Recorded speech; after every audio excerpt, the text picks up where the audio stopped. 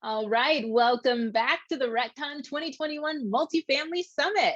I hope you're having an awesome time so far. Our next speaker is Luke Paskert. He is the Vice President of IT at BH Management. Please join me in welcoming Luke to our virtual stage. Thank you very much. I'm very glad to be here.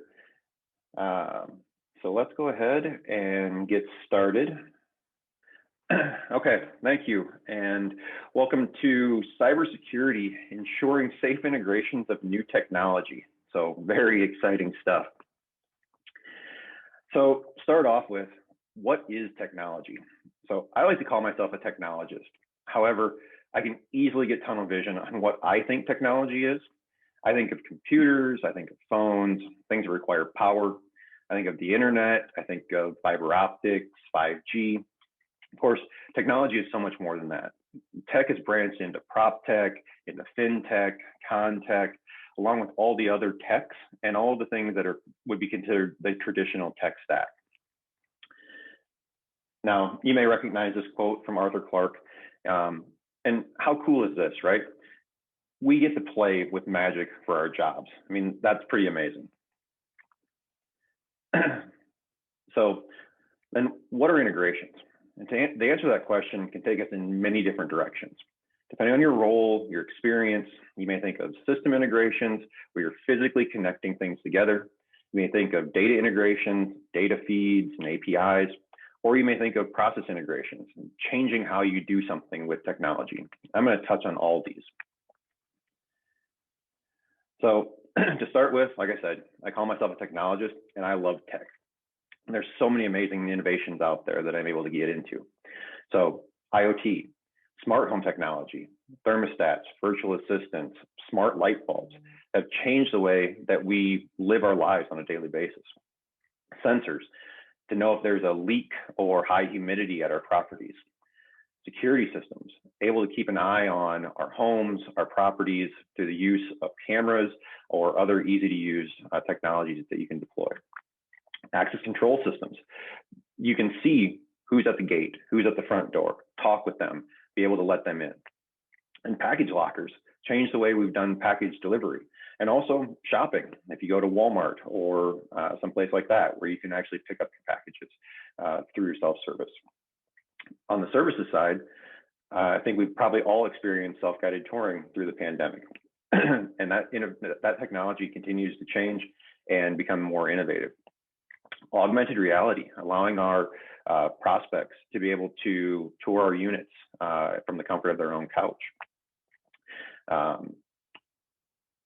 We have machine learning and artificial intelligence, being able to use things like chatbots and leveraging the amount of data that we have.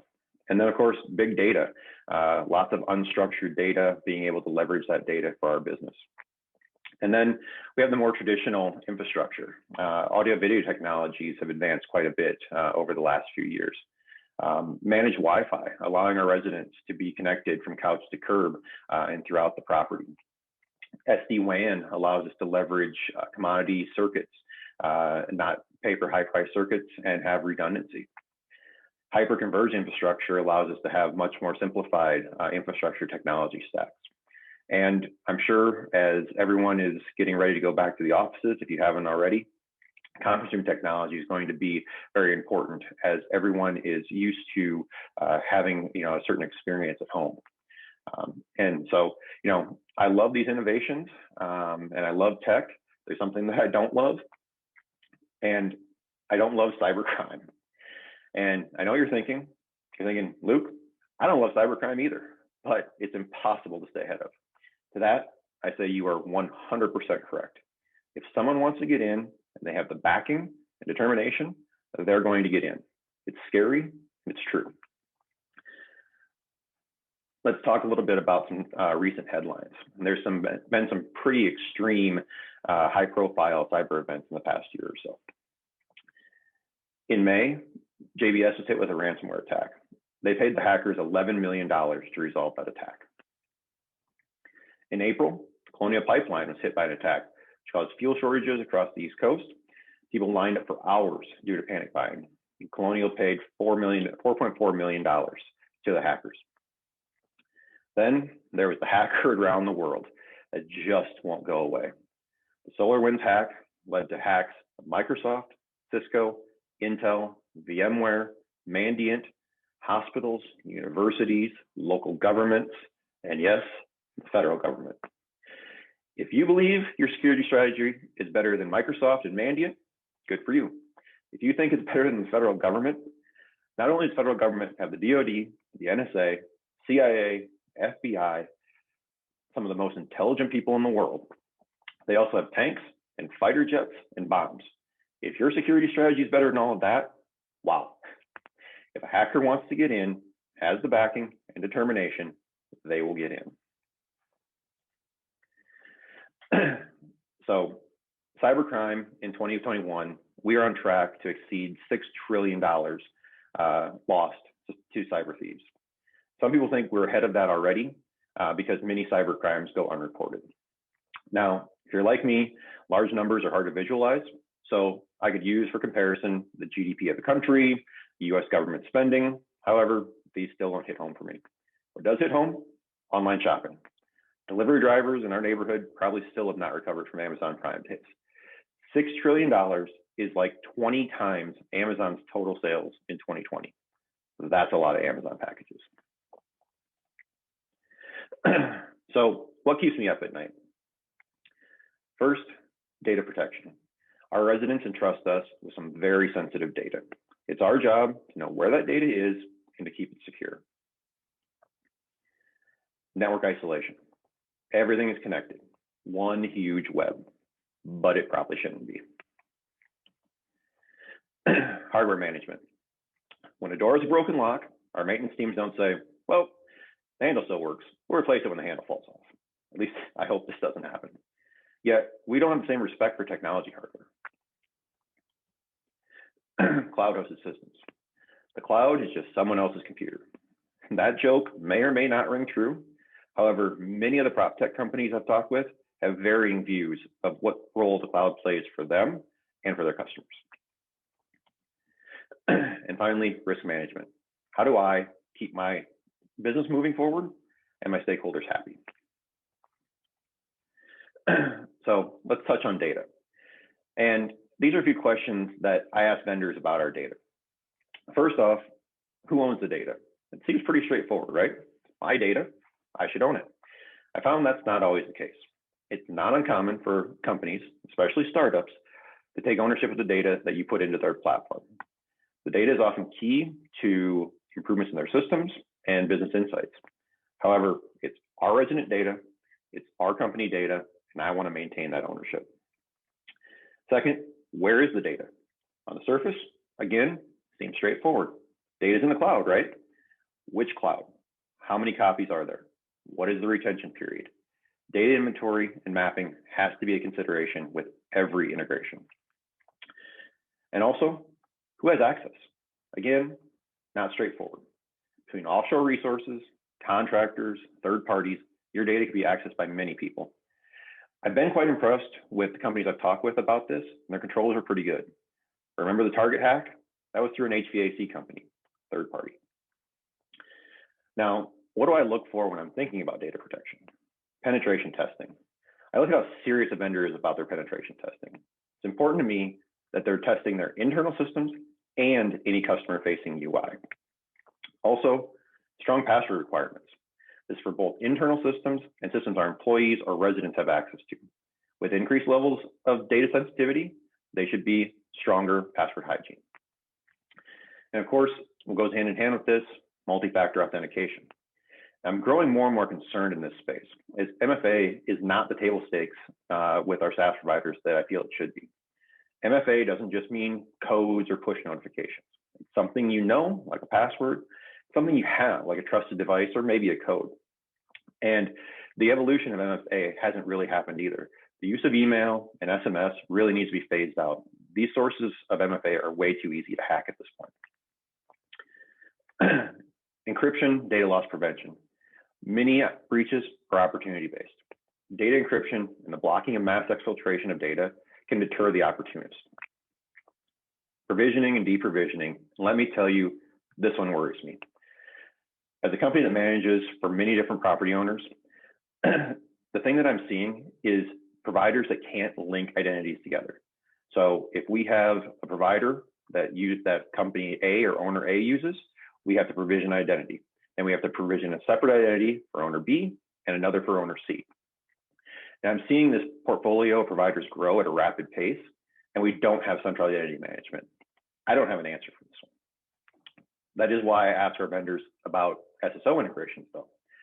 This is another area that I feel like should be table stakes. Yet many vendors don't offer this, and if they do, they charge a fee. And if we as a technology community are serious about cybersecurity, we need to be serious about identity management. A trusted source of an identity versus disparate identities with no central management. We need to have that central management. And finally, business continuity. Most of us had an opportunity in 2020, to dust off our business continuity plans. It was fun, right? But what does continuity have to do with data protection? Business continuity isn't just about global pandemics. I want to know that if I'm entrusting my company data to a vendor, they have a plan for recovery points and recovery time.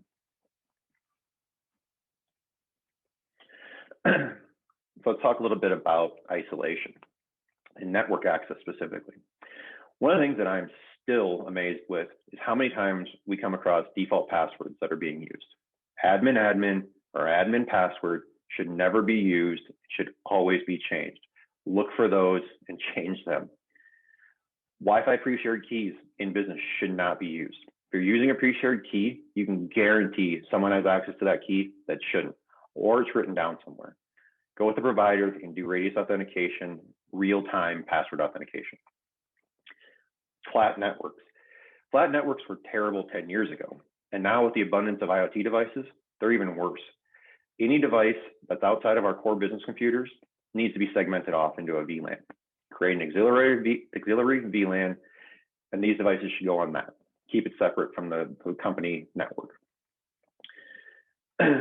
Outdated systems. Computers and other systems that can no longer be updated, like Windows 7 computers, should be isolated as well.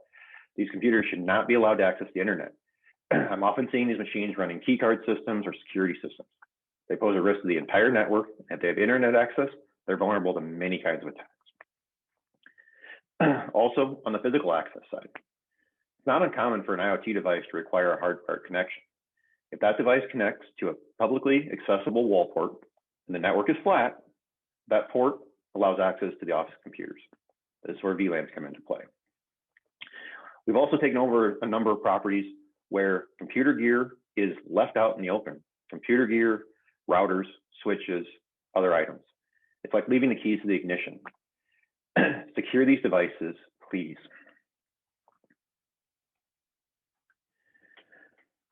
Let's move on to management. So the evolution of IoT started with funny named embedded operating systems that most people still have never heard of. They were quote unquote secure because they were purpose built for these little gadgets. However, now these operating systems are becoming robust, and some IoT devices are actually leveraging full operating systems, Windows or iOS or Android. These devices require updates and patching. A few years ago, a vulnerability was found in Intel systems that required updates that were much deeper into the devices than prior patches. It took Intel quite a while to figure this out and make it accessible to be updated. Vendors should have a management platform and be able to update their devices. I'm also beginning to look at what they're doing for antivirus and intrusion detection as well on these devices. Now, let's talk a little bit about what I've seen recently in this space. So, shortcuts and low-cost mindset. These have put our networks into precarious positions. It was easier and cheaper to do the wrong thing. Lifecycle management. Running hardware and software that's well past its useful life cycle or security posture. We don't leave broken locks in place. At least I hope not. Shared accounts and master passcodes. Much like the pre-shared Wi-Fi keys, these are probably known by way more people than they should be known by. And then finally, future-proofing. We don't know what's going to happen in 5 years. If we did, we wouldn't be sitting here. But there are established trends in networking, in security, in operations. Don't build for today. Today's tech is going to be obsolete tomorrow. Now, let's talk a little bit about the cloud. So as I look at cloud systems, I ask a few questions. Will this system operate without the cloud or internet connection? And for some systems, this doesn't make sense. However, we know outages happen. ISPs go down a lot. So what is the backup plan if there's an internet outage or the provider goes down? A few years ago, AWS East had an outage and cell phones pretty much stopped working because most apps rely on some form of AWS in the background. Will the system operate if the company goes out of business or is bought out? Many of these new systems require the vendor to maintain the cloud system. What happens to your tech investment if the company goes out of business or that startup gets bought out? Does your IoT hardware become a paperweight? And this one is interesting, and I've had this conversation with a couple of providers. Is a business SOC 2 compliant if they host in a SOC 2 data center? And I hear this a lot. We're SOC 2 compliant. We host in AWS. SOC 2 is not a security standard. It's a system and operating control standard. And controls enforced by Amazon do not get inherited by your business just because you host your systems there. There are other controls that come into play. So as you're also thinking about the cloud, a couple other things to consider. One, you get updates, and updates are good. You get new features and your tech gets better.